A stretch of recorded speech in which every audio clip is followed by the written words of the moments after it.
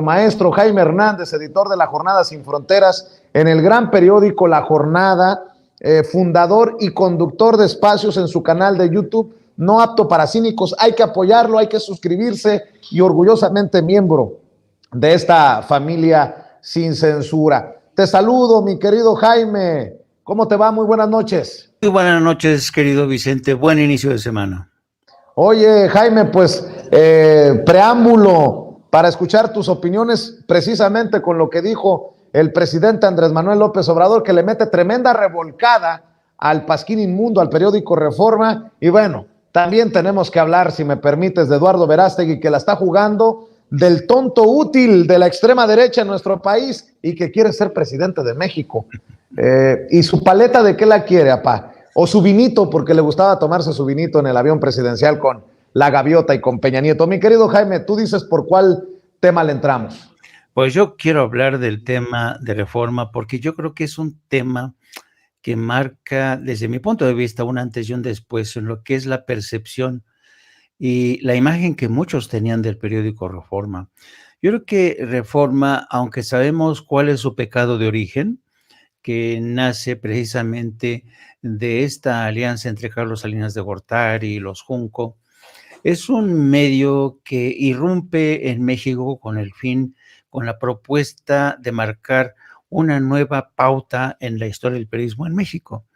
Es un tipo de periodismo que se caracterizó por su sensacionalismo, pero también por la captura de algunas de las firmas que formaban parte del denominado Círculo Rojo, es decir, este sector de columnistas, escritores, intelectuales orgánicos, influyentes.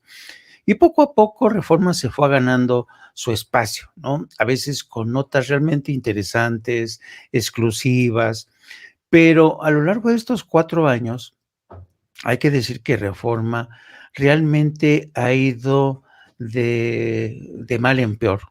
Y yo creo que el día de hoy, durante la mañanera, marcó una de sus peores etapas.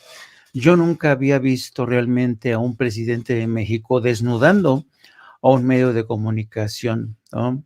Dejando entrever toda esta miseria, toda esta mezquindad de lo que es el teleperiodismo, como se le puede decir, un periodismo dirigido, si es que se le puede llamar periodismo.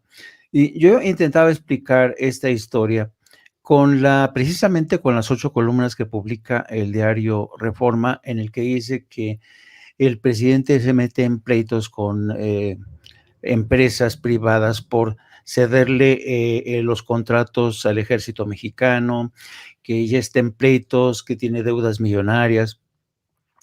Entonces, realmente yo creo que nadie se esperaba que el presidente diera a conocer todos el contexto de esta historia, el entretelón, y entonces eso en periodismo moderno, que sobre todo es un tipo de periodismo que se practica mucho en Estados Unidos, se le llama, el concepto se llama backstory, es decir, la historia detrás de la historia.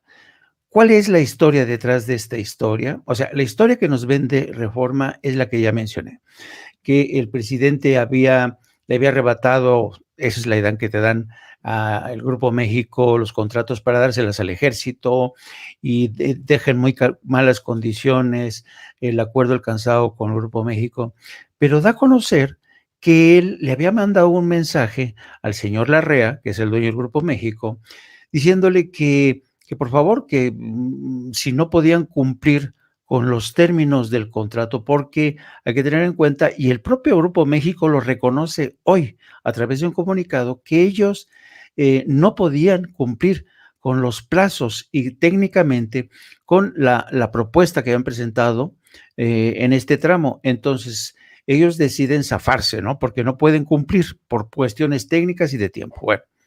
Entonces, la cuestión es que el presidente le manda al señor Larrea un mensaje a través del secretario de Hacienda, en el que le dice que, ok, si ustedes no pueden, no hay problema. Y dice, señor Larrea, pero pues, ¿qué pasa con no?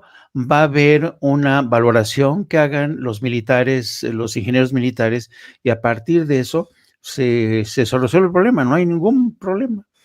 Y entonces, en eso había quedado la historia. Entonces, da la impresión Y digo, da la impresión de que la REA, a través de Reforma, presiona y hace explotar esta historia, presentando al gobierno como si fuera un gobierno intransigente que le dice a la iniciativa privada, quítate que ahí te voy, mejor el ejército.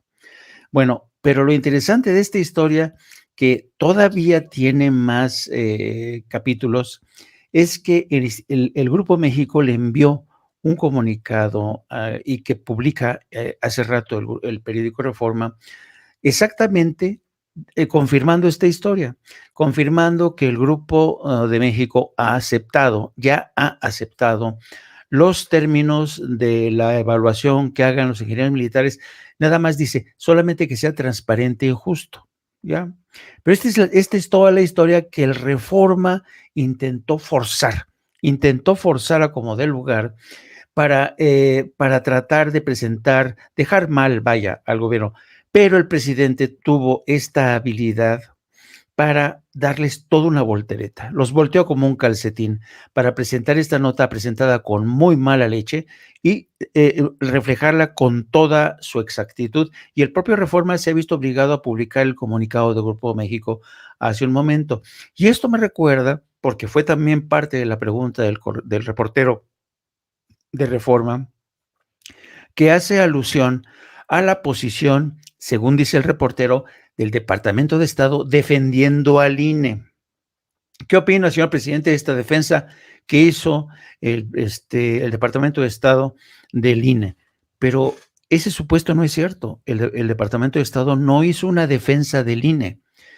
Cuando ocurre esto, es decir, al día siguiente de la manifestación, lo más lógico que el Reforma, que había decidido apoyar esta marcha, evidentemente lo que ocurre, yo fui más de 10 años corresponsal en Washington, mi querido Vicente, entonces casi siempre en ese tipo de situaciones, la gente de Reforma, el editor le dice al corresponsal, quiero que te vayas al Departamento de Estado y le saques a huevo una declaración sí o sí de la marcha de ayer.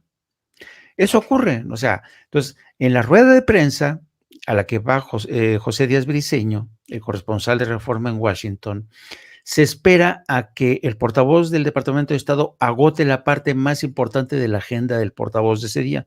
Y ya cuando no hay temas más pendientes, se le pregunta por el tema de la marcha. Y al portavoz se le pasa una tarjetita. Los responsables del sector México le pasan una tarjetita con lo que tenía que decir y no podía salirse de ahí. Y en esa tarjeta el portavoz dice que estamos enterados de la marcha que se produjo ayer bajo la consigna de que no se debe tocar al INE. Nuestra posición es que nunca es bueno que una institución electoral sea incrustada por intereses partidistas, tiene que tener independencia, con lo cual nadie puede estar en desacuerdo. El corresponsal insiste y quiere forzar la declaración del portavoz, yéndose por el lado de las declaraciones de Bob Menéndez, el senador por Nueva Jersey, que había atacado al gobierno de México. Y ya sabes, Bob Menéndez siempre se suma de manera entusiasta cuando se trata de atacar al gobierno de López Obrador. Por cierto, Bob Menéndez es de origen cubano y siempre ha estado contra la política de México de echarle una mano a Cuba. Bueno, el caso es que el portavoz del Departamento de Estado no le entró al trapo, no quiso ir más allá y se limitó a leer nuevamente la tarjeta que le habían pasado la gente que se encarga del tema de México. Entonces, ya van dos veces en que Reforma intenta forzar las respuestas del gobierno de Estados Unidos, y en este caso, la intencionalidad de presentar a López Obrador como un presidente de poca palabra que no atiende y no respeta los acuerdos que tenía con el Grupo México, se les ha venido abajo por este intento de, ¿sabes?, manipular. Entonces yo creo que tristemente el día de hoy, querido Vicente, hemos visto cómo el diario Reforma realmente ha caído a un nivel que, francamente, yo no me lo imaginaba que un día iba a quedar tan claro, tan evidente en cómo efectivamente el Reforma se ha convertido en una gaceta de intereses corporativos. Oye, mi querido Jaime, ¿y qué me dices